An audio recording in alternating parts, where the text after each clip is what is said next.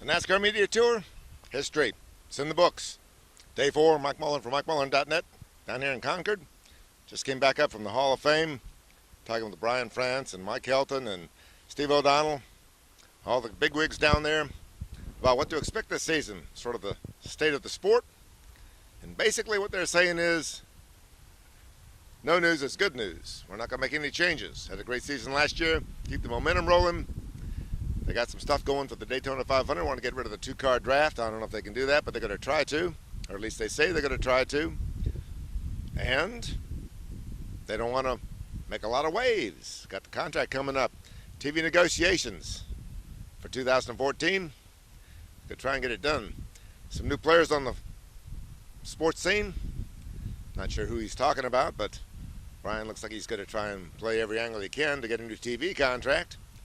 Got to get the sports ratings back up. They were pretty good at some tracks. We'll have to see how things turn out this year at NASCAR's Sprint Cup Series. Pretty good day. No news. Not much to speak of. He said that he's still going to challenge those who challenge the integrity of the sport. Not quite sure what that means, challenging the integrity of the sport. We asked Steve O'Donnell what Brian was talking about when he said that he wouldn't let people challenge the integrity of the sport. He said, well, if Juan Pablo wants to say that pit road call by NASCAR was terrible, the worst call he's ever seen, that's okay. But if Juan Pablo wants to get on TV and say, don't watch any more NASCAR races because they're bad, that's challenging the integrity of the sport. I don't know if it's quite as black and white as that. I'm still thinking Brad Keselowski and electronic fuel injection. There's some gray areas in this whole thing. We talked to a lot of engine builders and crewmen, and they say NASCAR sent out a bunch of bulletins and set down the word that they don't want to hear any bad words about the fuel injection stuff that's coming down this season. It's gotten a little scared. We asked Steve O'Donnell about that. He says nothing to it. We didn't send anything out. They can say what they want to about fuel injection.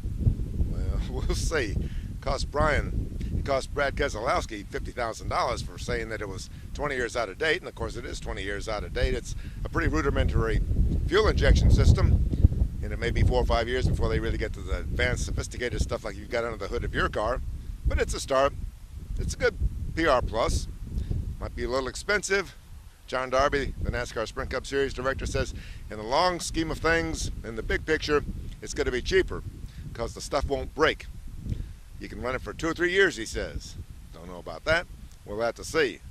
I know that Jack Rice says it's going to cost him $1 million a car this year, but if it's a long-term investment and you don't have to replace stuff every week or every 2 weeks, maybe it will work out.